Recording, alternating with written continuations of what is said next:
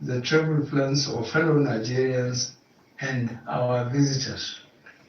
All this executed in the name of the End SARS protests. I am indeed deeply pained that lives have been lost. These tragedies are uncalled for and unnecessary. Certainly, there is no way whatsoever to connect these bad acts to legitimate expression of grievance of our country. The spreading of deliberate falsehood and misinformation through the social media in particular, that this government is oblivious to the pains and plight of the citizens is a ploy to mislead the unwary within and outside Nigeria into unfair judgment and disruptive behavior.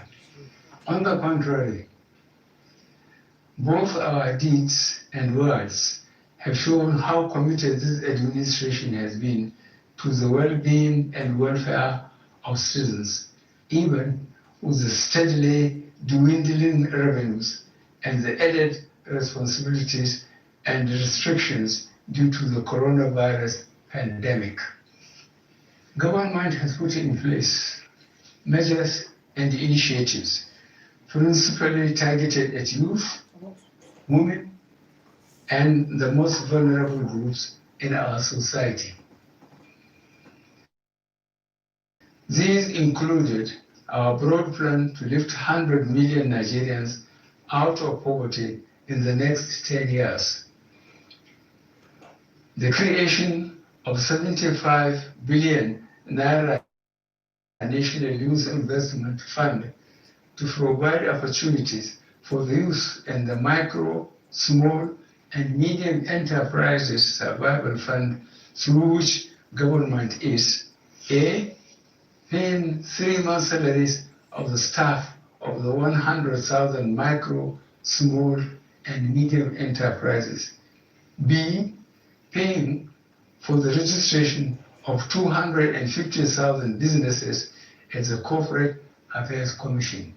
C, giving a grant of 30,000 naira to 100,000 artisans. And D, guaranteeing market for the products of traders. These are in addition to many other initiatives, such as A, farmer money, B, trader money, C, market money, D, N-Power, E, N-Tech, and F, N-Agro. No Nigerian government has methodically and seriously approached poverty alleviation like we have done. With regards to the welfare of police personnel, the National Salaries, Income and Wages Commission has been directed to expedite action on the finalization of the new salary structure of the members of the police force. The emoluments of other paramilitary services are also being reviewed upwards.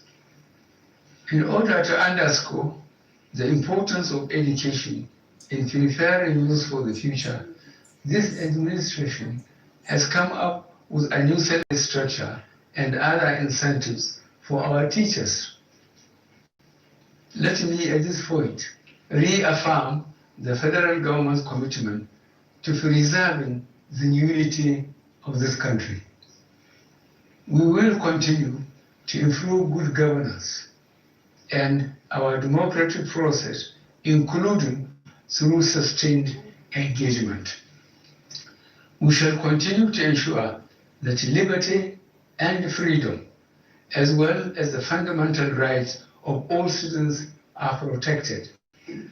But remember, the government also has the obligation to protect lives and properties, as well as the right of citizens to go about their daily businesses freely and protected from acts of violence.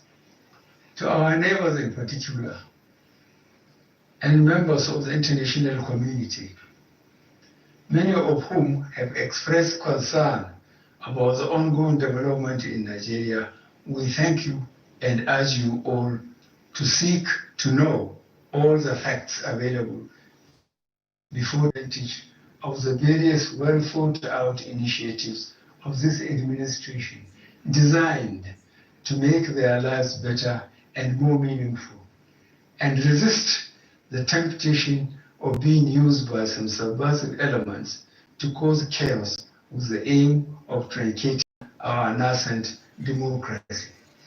For you to do otherwise will amount to undermining national security and the law and order situation. Under no circumstances will this be tolerated. I therefore call on our youth to discontinue the street protests and constructively engage government in finding solutions. Your voice has been heard loud and clear, and we are responding. And I call on all Nigerians to go about their normal businesses and to enjoin security agencies to protect lives and properties of all law-abiding citizens without doing harm to those they are meant to protect.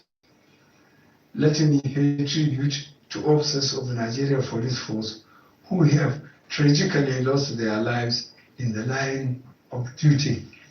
I would like to thank those state governors, traditional and religious leaders who have appealed for calm and restraint.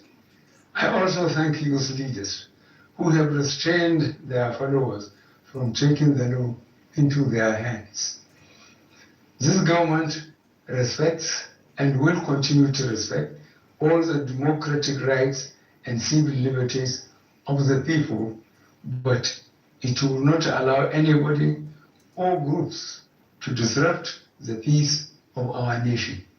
Thank you all. God bless the Federal Republic of Nigeria.